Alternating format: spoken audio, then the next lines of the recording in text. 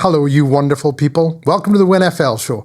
I'm Ian McKinnon, and I know you've got a few questions for me. The first one being, where have you been, you sexy man? And the second one being, what have you missed? And the third one being, what in God's name happened on Sunday night versus the New York Football Giants? Well, I'm here to answer those questions for you. The first answer being, I was on a cruise around Spain for a couple of weeks. It was nice. What did I miss? Well, I missed the Broncos absolutely hammering Jake Brown and the Cincinnati Bengals. I missed the Broncos' 14-point fourth quarter comeback against the Philadelphia Eagles. And I missed the Denver Broncos playing the Jets in Wembley, where they sacked Justin Fields 9 times. 9 times. 9 times. 9 times. 9 times! I mean, my goodness, that was a horrendous game offensively, but the defense looked good. So what we're going to do now is we're going to look at last night's game. The Denver Broncos and the New York Giants. And oh my word, I did not expect this. I don't think anyone expected this. Did anyone expect it? Let us know in the comments. This was ridiculous. Just ridiculous. And a crazy game. And well, do you know what? Why don't we take a look at it in an uneducated review of the Denver Broncos and the New York Giants here on the WINFL show. The New York Giants came into this game with a lot of hype around rookie quarterback Jackson Dart. He found a wide open tight end in the Giants' first possession to get them into Denver territory, but the drive stalled on third down as Zach Allen batted down a pass. Bo Nix then tried to find Courtland Sutton on third and long, but he was just a couple of yards shy of the first down and the Broncos had to punt. On the Giants' next possession, Jackson Dart evaded the rush, ran around and thought to himself, I wonder if I can hit a wide receiver to this one, which he did. And on the very next play, Jackson Dart hit an even more wide open tight end, Bellinger. It was ridiculous how wide open he was, to put the Giants up 7-0. Later in the first quarter, Bo Nix was sacked and then threw a deep ball on 3rd and 18 out to Troy Franklin, but it was overthrown on the sidelines, forcing a punt. Jackson Dart then in the second quarter threw to another wide open tight end. It's almost like the Broncos just can't cover tight ends. Before firing over a screen pass to Cam Skataboo, who laid a scataboom on the Denver Broncos defense to go in and make it a 13-0 lead. But the kicker, McAtamney, missed. He's in for the injured Graham Gano, but that made the score 13-0 New York. Bo Nix then said, maybe I should just run for it instead of trying to pass. On 4th and 3, he picked that one up. That got the Broncos into Giant territory. And then Bo Nix threw a pass to Courtland Sutton down the sidelines and he took it all the way to the Giants' 5-yard line. On the 5-yard line, you'd think, why don't you just run 3 times and kick a field goal? But no, the Broncos tried to throw, including one to the left tackle, Garrett Bowles. On 4th down, the short pass out to Courtland Sutton was stopped and the Denver Broncos came away with 0 points. After that, the teams exchanged punts and that was the end of the half. Early in the third quarter, Bo Nix rolled out to his right on 3rd and 5 and threw a deep pass down to, was that a replay of the other one? No, but it looked just like it, out of bounds, intended for Franklin. And then Jackson Dart said, hey, I wonder if my tight end's wide open again. Oh, look at that, he is. So he threw it to him, my goodness. Then on 3rd and 12, Wan'Dale Robinson took a pass from Dart, bounced it out to the left-hand side and picked up the first down. At this point, I was pulling my hair out. Jackson Dart then did really well to escape the rush, but as he rolled out to his right, he stubbed his toe into the turf and looked a little bit dinged up. And on 3rd and 18, Jackson Dart had another pass batted down by Zach Allen, who was just having himself a day. On 3rd and 11 of the Broncos' next possession, Bo Nix fired it over to Evan Ingram, who decided, I don't fancy this one, so he just let it go. The Broncos had to punt, and that gave it to the Giants, who handed the ball off. And literally, not a single person touched Tyrone Tracy Jr. as he took a 31-yard run into the end zone. The Giants went for a 2-point conversion, but it was stopped short. A great tackle by Brandon Jones. That made it 19-0. Late in the third quarter, the Broncos thought, do you know what, maybe we've actually got a running back. Oh yeah, that's right, we do. So we gave it to J.K. Dobbins. He came close to our first down. And then the next play, Bo Nix hit a lovely pass to Courtland Sutton on the sidelines to get them into Giants territory.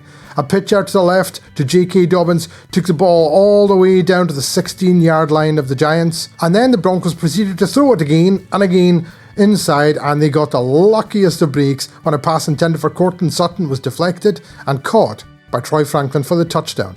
The Broncos went for two, and Bo Nix rolled out and threw it to the back of the end zone. He hit Cortland Sutton to make the score 19-8. The Giants then handed the ball off to Cam Scatterboo in the next possession, and he made a couple of guys miss, taking the ball all the way down to the Denver 32-yard line. Jackson Dart then had a tipped pass, which was caught by Theo Johnson, the tight end. It's like the tight ends, even when the Broncos were covering the tight ends, it still just bounced to them and they scored touchdowns. I mean, just look at this. Look at this. At this point, I was like, that's it. I'm done. Can't do this anymore. And I was ready to go to bed, but I didn't. On the Broncos' next possession with 6:33 to go, Bo Nix thought, you know what, I'm giving up passing. I'm just going to run it. It worked earlier. He takes it out to the right-hand side, does some weird sort of high kick thing, not sure what he was doing. And then on the next play, he rolls out to his right and second and goal and takes it all the way in himself with a great block by Evan Ingram. This made the score 26-14, and then Bo Nix completed a 2-point conversion to the back of the end zone to Troy Franklin. On the Giants' next possession, Jackson Dart got a heavy rush, threw it to Justin Stranad at the 40, and then he took it all the way down to the Giants' 18-yard line. A huge break for Denver. And then Bo Nix rolled out to his right and hit a pass to RJ Harvey to make it 23-26. Jackson Dart in the Giants' next possession had to go 3 and outs after an incompletion on 3rd and 8, which gave the Broncos time with just over 2 minutes to go. On 3rd and 11, he hit Marvin Mims to get the Broncos into field goal range. And then on 1st and 10, Bo Nix said, do you know what, running worked last time, I'll try it again. Takes it out left and goes untouched to give the Broncos the lead. 1:51 to go in the game, 30-26.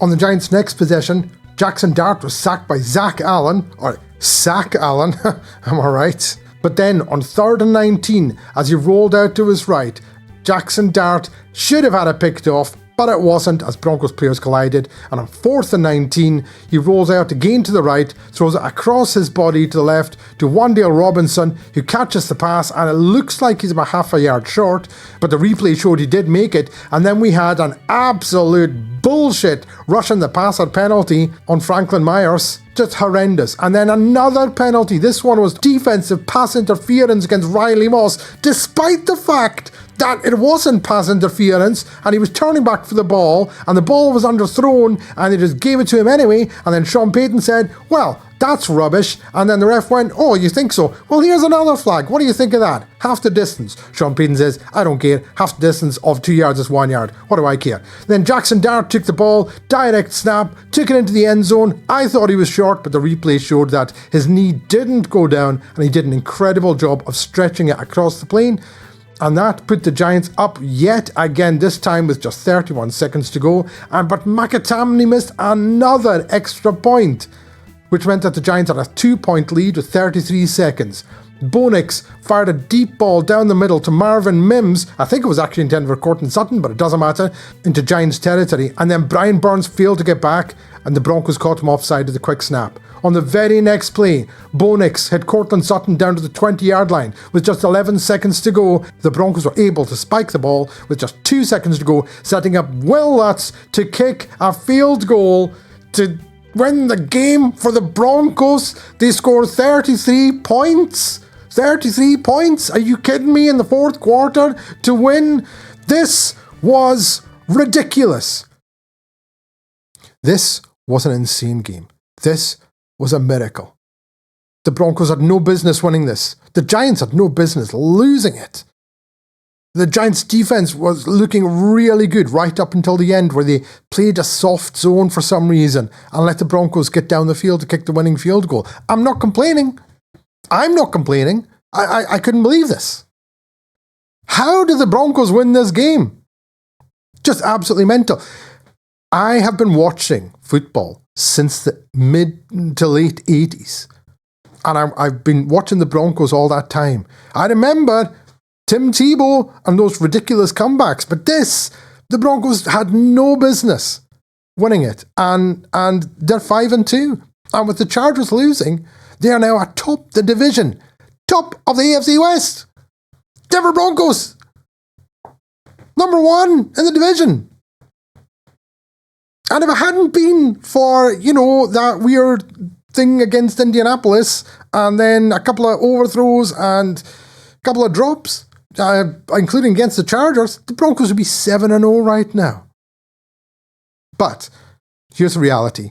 The play calling was terrible. Sean Payton's play calling was absolutely abysmal for 3/4 of this game, getting down into the end zone, into the inside the 5-yard line, and then throwing passes, pass, including one to Garrett Bowles. And you've got J.K. Dobbins there. Just hand him the ball. I don't know what the Broncos were thinking, but in the end, it doesn't matter. It worked. The Broncos won. They now are at home for Dallas, who took care of business against Washington. And they've got Javonte Williams coming back to Denver, and he looks good. Javonte looks good. So it's going to be an exciting game. We live streamed the Jacksonville Jaguars and the Rams game from Wembley yesterday. And Patrick Jackson, who was with me, said, well, it looks like we might have live streamed the wrong game. We should have done the Broncos one. I would have just spontaneously combusted live on YouTube if I tried to live stream that Broncos game. That's how insane it was. And yeah, I'm getting too old for this. Too old for it. We should just, if you're going to lose, lose. If you're going to win, win. Don't do this to me. It's a great result. I'll take the result, but my goodness, that aged me by 20 years. Anyway, thanks very much for sticking by. We'll see you on next time on the WINFL show. Don't forget to like and subscribe. We do appreciate it if you subscribe. We're up to 80 subscribers. We're trying to get to 100. So thanks very much, and we'll see you next time on the WINFL show.